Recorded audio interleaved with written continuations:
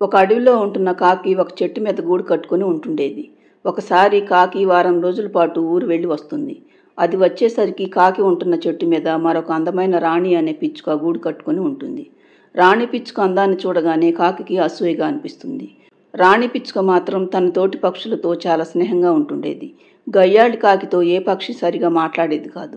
దాంతో కాకికి రాణి పిచ్చుక మీద అసూయతో పాటు చెప్పలేనంత కోపం వస్తుంది. ఎలాగైనా రాణి పిచ్చుకను ఆ చెట్టు మీద లేకుండా చేయాలనుకుంటుంది కాకి. కొంతకాలానికి రాణి పిచ్చుక కాకి రెండు గుడ్లు పెట్టడం మొదలు పెడతాయి.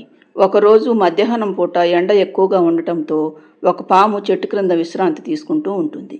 అది చూసిన కాకికి ఒక ఆలోచన వచ్చి పాము మీద రెట్ట వేసి వెళ్ళిపోతుంది.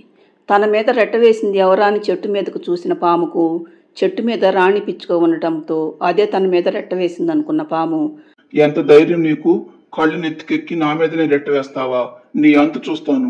ముందు నీ గుడ్లను తిని తరువాత నిన్ను చంపుతాను అంటుంది పాము. దాంతో రాణి పిచ్చుక భయంతో వణికిపోతూ, అయ్యో నాగరాజా, నీ మీద రెట్ట వేసింది నేను కాదు, ఈ చెట్టు మీద ఉంటున్న కాకి. ఏం నాటకాలు ఆడుతున్నావా? కాకి నా మీద రెట్ట వేస్తే ఇక్కడే ఉండాలి కదా, ఏది మరి? నేను చెప్పేది నిజం నాగరాజా, నా గుడ్ల మీద ఒట్టు.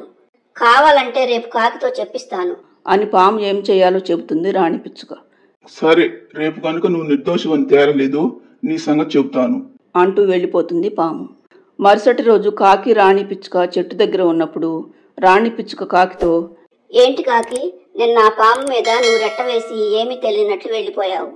ఆ పామేమో ఆ పని చేసింది నేననుకుని నా గుడ్లను తినబోయింది. తప్పు నువ్వు చేసి నన్ను ఇరికించాలని చూస్తావా? నేనేం అన్యాయం చేశాను నీకు? అంటుంది రాణి పిచ్చుక. నువ్వు నాకంటే అందంగా ఉండటం నాకు నచ్చలేదు రాణి పిచ్చుక. పైగా అందరితో స్నేహంగా ఉంటూ మంచిగా నటిస్తున్నావు. అందుకే మిగతా పక్షులన్నీ నన్ను గయ్యాడి దానిలాగా చూస్తున్నాయి. అందుకే నిన్ను ఈ చెట్టు మీదనే కాదు, ఈ అడవిలోనే లేకుండా వెళ్ళగొట్టాలని నేను ఆ పాము మీద రెట్ట వేశాను. ఆ పాము పగబట్టిందంటే నీ గుడ్లను తిన్నదాకా వదిలిపెట్టదు. అంతేకాదు, నిన్ను కూడా చంపకుండా ఊరుకోదు. అందుకే మర్యాదగా ఇక్కడి నుండి వెళ్ళిపో అంటూ చెట్టు మీద నుండి వెళ్ళిపోతుంది కాకి. కాకి వెళ్ళిపోయిన తర్వాత మరో చెట్టు వెనకాల ఉండి కాకి రాణి పిచ్చుక మాట్లాడుకున్న మాటలన్నీ విన్న పాము చెట్టు చాటు నుండి బయటకు వస్తుంది. అప్పుడు రాణి పిచ్చుక పాముతో, విన్నావా నాగరాజా, ఇప్పుడు తెలిసిందా నా తప్పేమీ లేదని? తెలిసింది రాణి పిచ్చుక, ఆ కాకి సంగతి రేపు చెప్తాను అంటూ వెళ్ళిపోతుంది పాము. మరుసటి రోజు కాకి రాణి పిచ్చుక ఆహారం కోసమని బయటికి వెళ్ళగానే పాము చెట్టు మీదకెక్కి కాకి గుడ్లన్నీ తినేసి పక్కనే ఉన్న మరో చెట్టు మీద ఉన్న ఉడతతో, ఈ రోజు ఆ కాకి గుడ్లు తిన్నాను, రేపు వచ్చి దాన్ని చంపుతానని చెప్పు. ఈ రోజంతా దాని గుడ్లను తలుచుకుంటూ బాధపడమని చెప్పు అంటూ వెళ్ళిపోతుంది పాము. సాయంత్రం గూటి దగ్గరకు వచ్చిన కాకి ఉడత జరిగిన విషయం మొత్తం చెప్పటంతో, పాముకి నా సంగతి అంతా తెలిసిపోయింది. నా గుడ్లన్నీ తినేసింది. ఇక నన్ను చంపటమే మిగిలింది.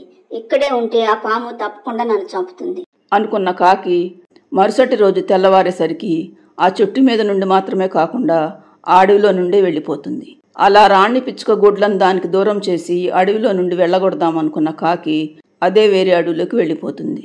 ఫ్రెండ్స్, ఈ స్టోరీ నచ్చితే లైక్ చేయండి, ఛానల్ను సబ్స్క్రైబ్ చేసుకోండి.